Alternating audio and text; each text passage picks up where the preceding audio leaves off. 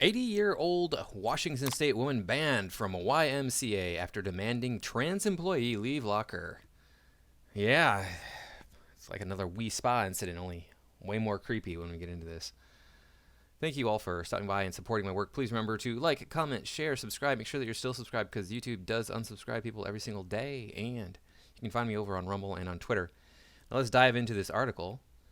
An 80-year-old Washington State woman was permanently banned from her local YMCA pool after demanding that a transgender employee leave the women's locker room, she told local media.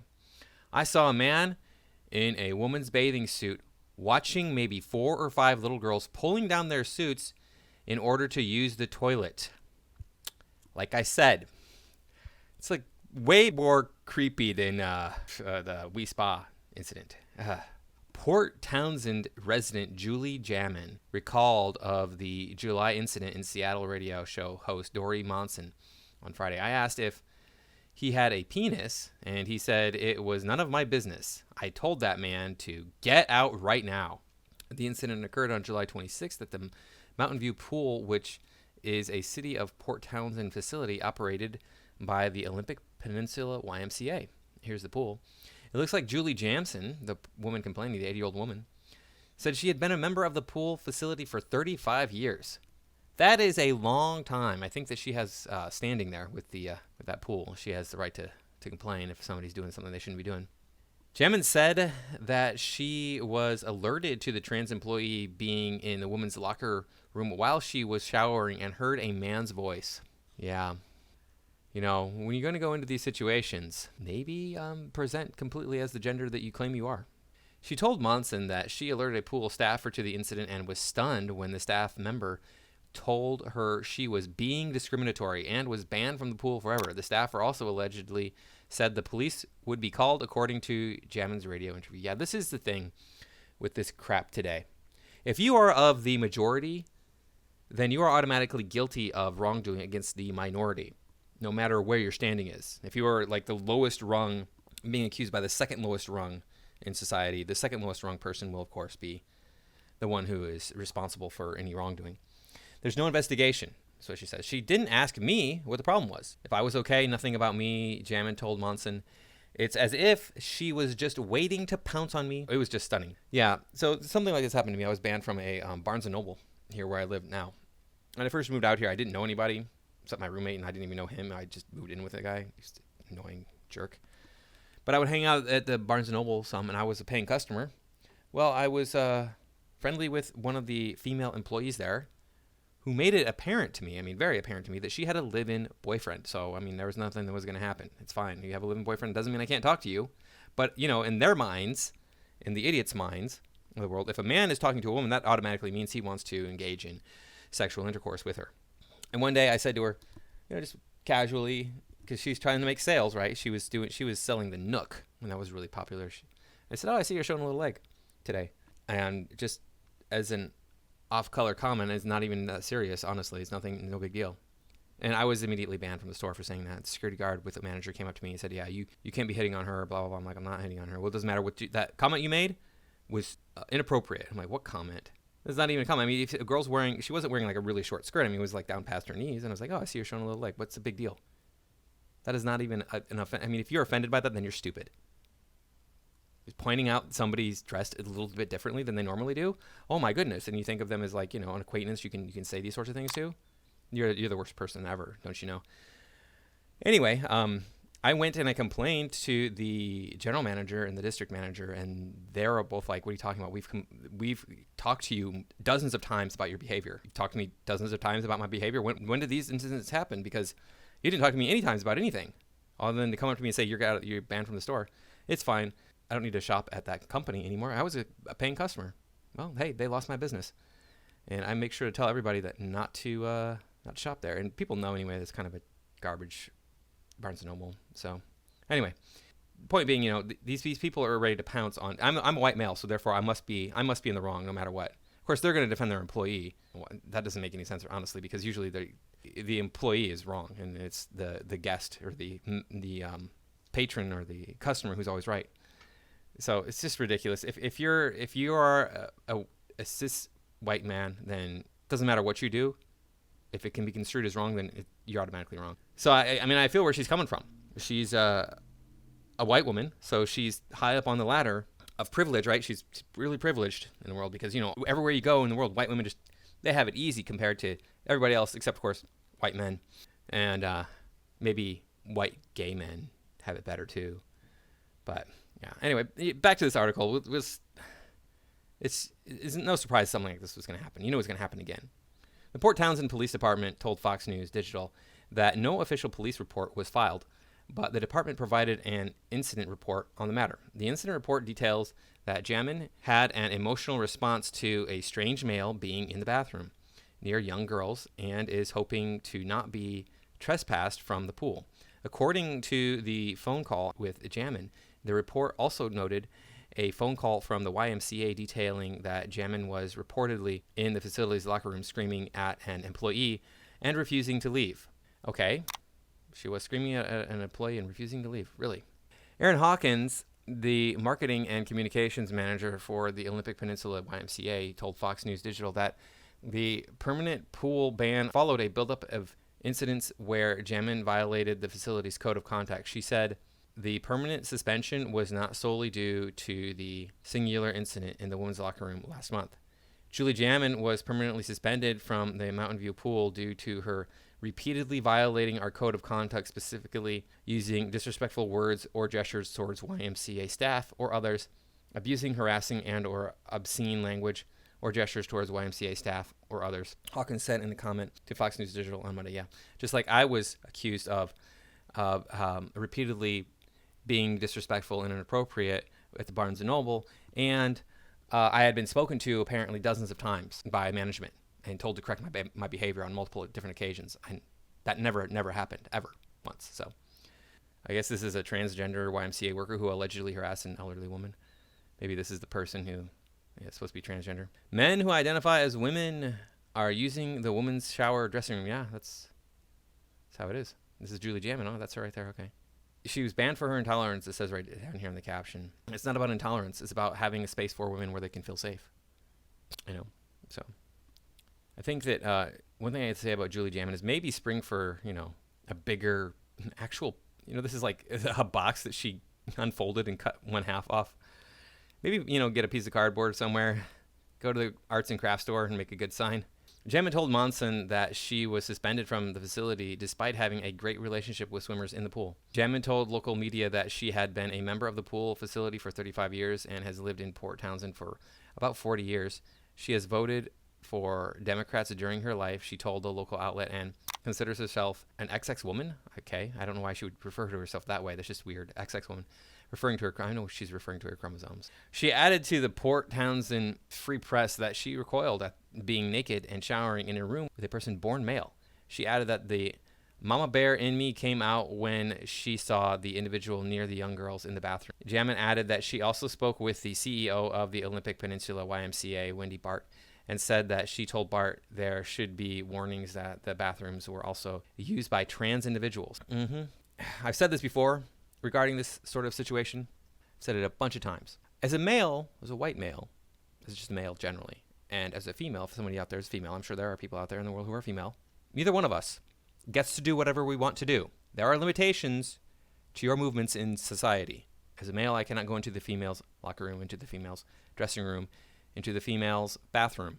If there is a woman's group that forms, they are not going to let me participate in the group. And vice versa. Women should not be allowed in the men's locker rooms and the men's bathrooms, etc., etc. Can't have women in these places. As a trans person, you may be even more limited. Maybe it's not your fault that you have this problem, but that's the way the world is. I was born with a medical condition. It's not fair.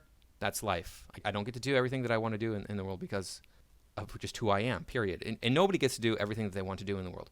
You cannot possibly have everything. It's impossible. There is some limit you're going to come to where you go, well, I want to have X and I want to have Y, but I can't have both. I just can't have both. It's how it is. I want to eat cake all day, but I don't want to get fat, or I don't want to be unhealthy. Well, you can't have both. You can either eat cake or, which one are you going to choose? So you're going to run into the limit of just existence in general, period. And in the case of trans people, your limit might be much lower than the limit of people who are not trans. It's just how it is. If you go through the full process of getting the full surgery and nobody can tell, then hey, guess what? The world is more open to you. But a lot of people don't want to get that surgery. So I guess too bad for you. You have more limitations than people who do get the surgery. I told her there were no signs posted to give women warning, Jaman told Monson. She said there were pride posters posted all over, and she assumed that was adequate to inform women what to expect. Bart also said, "We take pride and everyone is welcome," according to Jaman's description of the conversation. Yeah, so just because you put up a poster doesn't mean that men are allowed in the women's locker room. Unless that poster specifically says, hey, look, men are allowed in the women's locker room. And you know what? They shouldn't be. That should never be a poster. When we do these things, when we open up these areas to both the genders, assault goes up. Male on female assault goes up. It's what happens. There are enough men out there who want to take advantage of the situation that they will. Back to the article. That's fine with me, except that they do not provide alternatives for women who choose not to be undressing in front of men. Jaman continued in the radio interview. Our pool is a very old pool. We just have 2 shower rooms, dressing rooms, one for men, one for women. Jaman has since held a protest outside the pool facility and was joined by supporters. The Port Townsend Free Press reported trans activists also ran a counter-protest. So this article came out a few days ago. We're going to look at another article regarding this. There's going to be more protesting. So exclusive.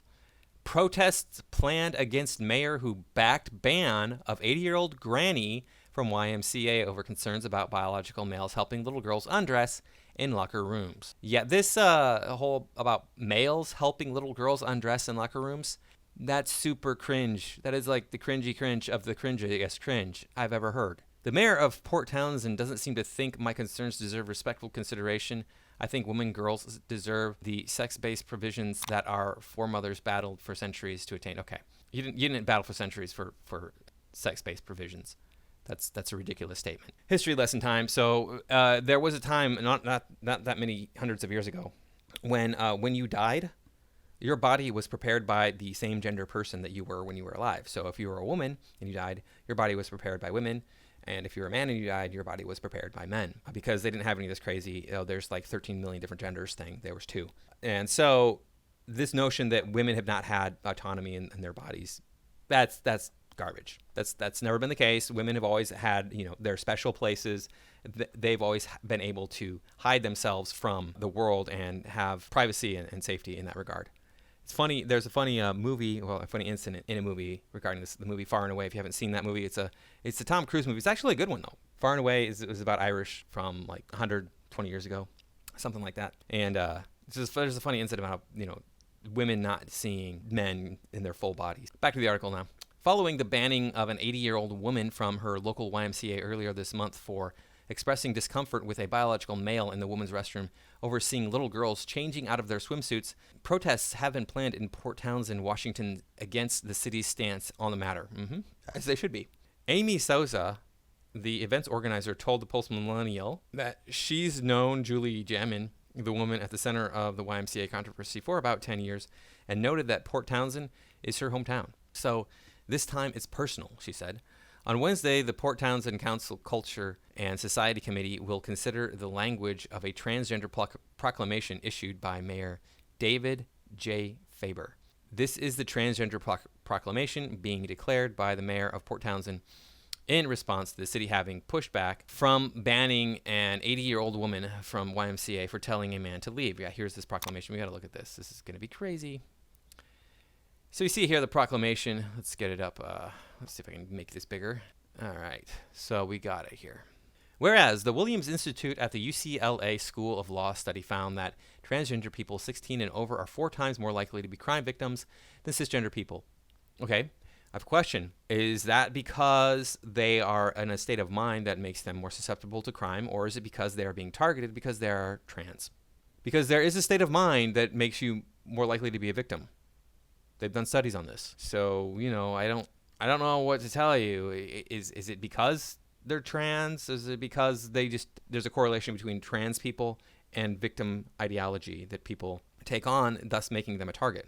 Whereas half of all transgender people are sexually abused or assaulted during their lifetimes, according to the U.S. Department of Justice. Yes, Pretty much every woman I've known who's claimed that she was gay, in fact, every woman I've known who's claimed that she was gay, had been abused, usually by a man touching her inappropriately. And that happened when the girl was a child, and then she grew up to go, yeah, I don't like men. What a weird coincidence. What a strange thing to have happen. How unusual. So do you think that maybe the people who are transgender also want to deny their actual gender because it was used to abuse them in some way? Wow. Who would have thought? It's ridiculous. PBS NewsHour reported that 2021 was the deadliest year for transgender people, with a record number of transgender murder victims. Okay. Is that because more people are targeting trans people, or is it because there's a huge rise, an enormous increase in the number of trans people that we've seen over the last 10 years? These are questions that I have here. The FBI reported that hate crimes against transgender and gender nonconforming people increased 857% between 2013 and 2019. Well, again, is this because there is a huge rise in this so-called condition? Let's take a look here at some stats. So what do we got here? Look, I mean, you see in 2012 there was 3.5%, and now supposedly it's 5.6% of the population. More than that even, that are LGBTQ. Or we got this here. Look at this. Okay. Americans identifying as LGBTQ by generation. Traditionalists, 1.3%. Baby boomers, 2%. Gen X, 3.8%. Millennials, 9.1%. Gen Z, 15.9%. I'm just saying, obviously if you're going to have this huge increase in percentage of people identifying as this, there's going to be more crime against them. I mean, what do I know? I'm just some idiot on the internet, right?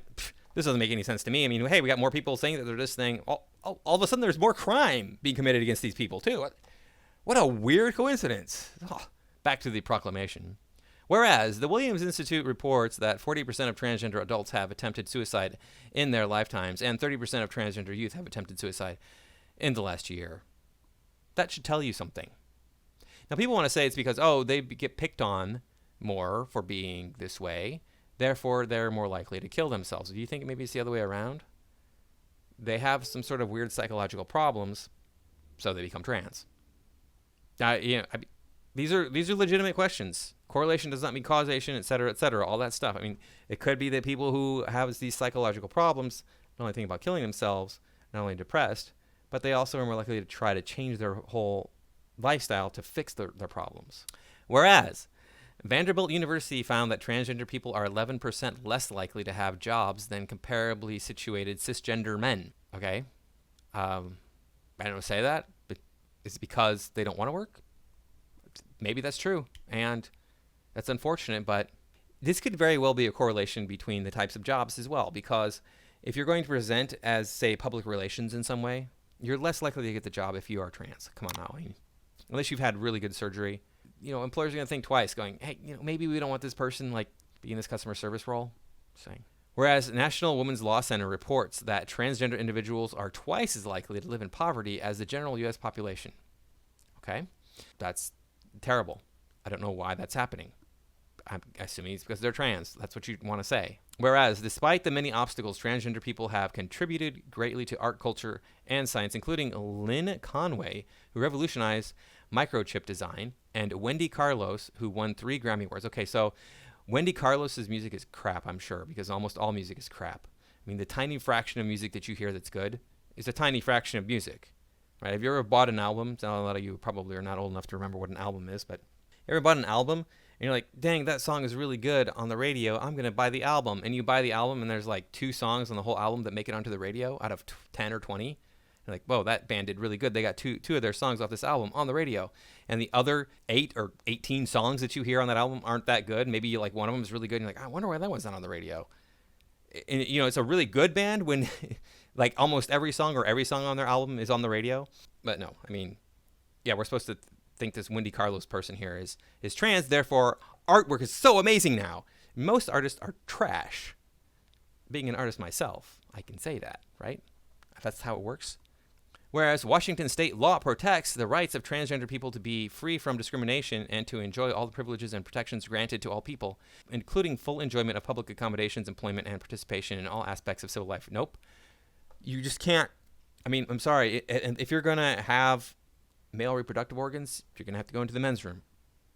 You're not going to be able to go into the girls' room. That's how it is, period. I don't care what you think you are.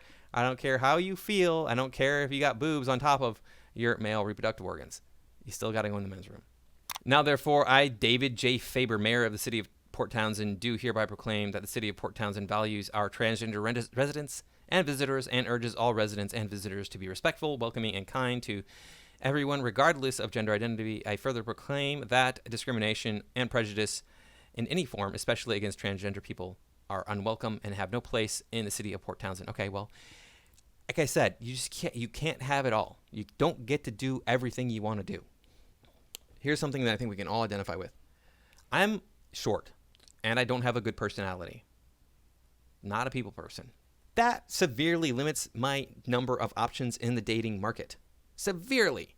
I can't do anything about my height. Sure, I could have a better personality. I could go get training and be more of a people person and be more empathetic and understanding and all. So I'm actually pretty empathetic, but I'm not empathetic about petty bullshit. If you got some petty issue, I don't even care. Get over it. You'll grow up and everything will be fine. Because people complain about a bunch of petty garbage all the time. So that limits what I can do in regards to dating. It's just how it is. It's just how it is. Okay? I can either cry about it and go, it's not fair. The world needs to accommodate me. Or I can go, hey, that's the way life is. I don't get everything I want. Maybe I don't need to be this way that I am, and I can get more of what I want, or this way that I think that I am. Maybe I can learn to navigate the world better.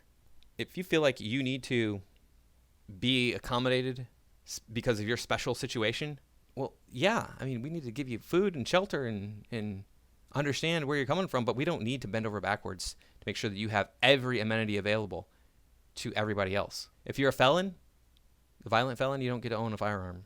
It could be a different law. You could just have a different law that says you're allowed to own a firearm even if you're a violent felon.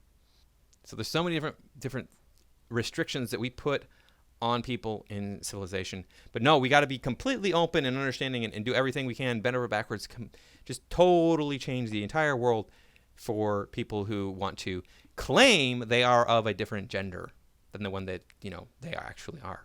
So this is a frustrating situation. I wonder what's going to happen on the 15th. So keep your eyes peeled for that. That should be fun. It's coming up in a few days. Anyway, thanks for watching. I'll see you in the next video.